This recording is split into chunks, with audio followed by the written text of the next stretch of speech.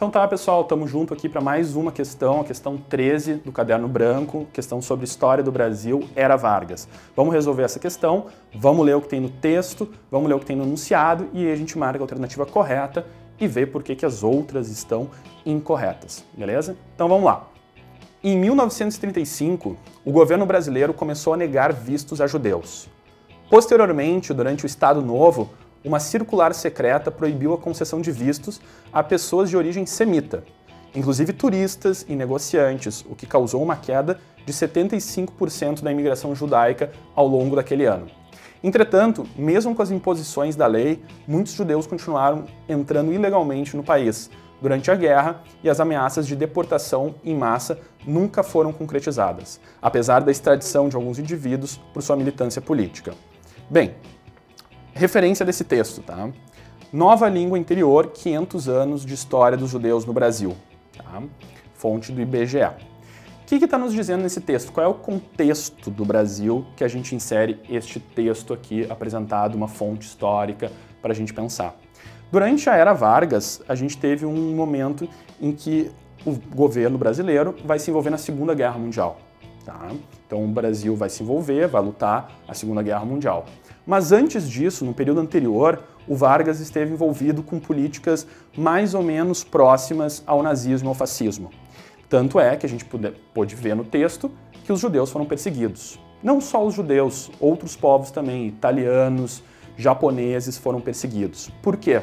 Antes de entrar na Segunda Guerra Mundial ao lado dos Estados Unidos, o Vargas esteve mais próximo do fascismo italiano, do nazismo. Como que a gente consegue ver isso? Tá? A gente teve articulações entre a polícia brasileira e a Gestapo alemã, a gente teve trocas comerciais, a gente teve um relacionamento que aproxima esses dois países, né? Essas duas concepções. Então, a gente está se inserindo nesse momento da história do Brasil, quando os judeus acabam sendo perseguidos. Tá? Inclusive, para você ter uma ideia, a gente teve campos de concentração em que italianos, em que alemães depois foram perseguidos também. Então, num primeiro momento, a gente perseguiu os judeus, quando se aproximava do nazismo, e num segundo momento, quando a gente se aproximou dos Estados Unidos contra os alemães, a gente perseguiu os alemães, os italianos. Então, essa foi uma política comum dentro da Era Vargas, tá bem? Então, vamos lá para o enunciado, para o comando. Uma razão para a adoção da política de imigração mencionada no texto foi... Então, ele está te perguntando o seguinte: por que o Vargas perseguiu os judeus em meados da década de 30? Porque ele tinha afinidades ideológicas com a posição fascista antissemita. É por isso, historicamente, a gente entende desta forma. Então vamos ver as alternativas. A. Receio do controle sionista sobre a economia nacional. Não existia isso, tá? Então, os judeus eram uma parcela muito pequena da população para existir uma preocupação real de que eles fossem dominar a economia nacional. Tá? Claro, existiam textos do Priorado de Sião que circulavam no Brasil que diziam que isso podia acontecer, mas não é o motivo mais direto que leva o Vargas a pensar nisso, tá? A atuar dessa forma. B. Reserva de postos de trabalho para mão de obra local. Bom, esse era um argumento comum, né, de dizer que o imigrante poderia roubar a mão de obra local.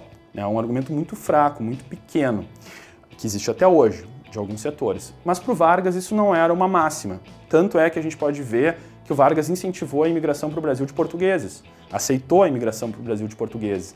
Então não é todo imigrante que é uma preocupação para o mercado de trabalho, é justamente o judeu, justamente depois o alemão, depois o italiano, quando também se transformam em inimigos. Então essa não é a resposta correta. Alternativa C. Oposição do clero católico à expansão de novas religiões. Bem, por mais que a Igreja Católica não tenha afinidades com o judaísmo de uma forma histórica, a Igreja Católica não estava preocupada exatamente nesse momento com uma força, com um vigor, em embarrar os judeus com a preocupação que eles difundissem o judaísmo no Brasil. Esse não era o principal motivo, claro que ele existia lá de forma muito secundária, mas não era o principal motivo que levava o governo do Vargas, a burocracia do Vargas, a impedir a chegada de judeus no Brasil e tentar inviabilizar isso. Alternativa D. O apoio da diplomacia varguistas às opiniões dos líderes árabes. Bom, primeiro, no texto que a gente acabou de ler, não tem nenhuma referência a líderes árabes.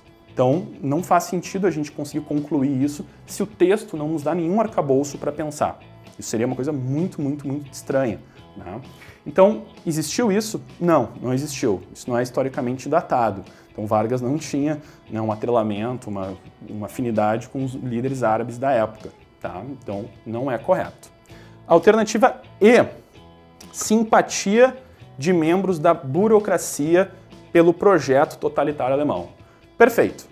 Aqui a gente vê que talvez o Vargas um pouco mais, mas principalmente a burocracia do Vargas, aquela burocracia que se atrelava à imigração, que tinha os projetos nacionais, segurança nacional, ela viu o judeu como um problema.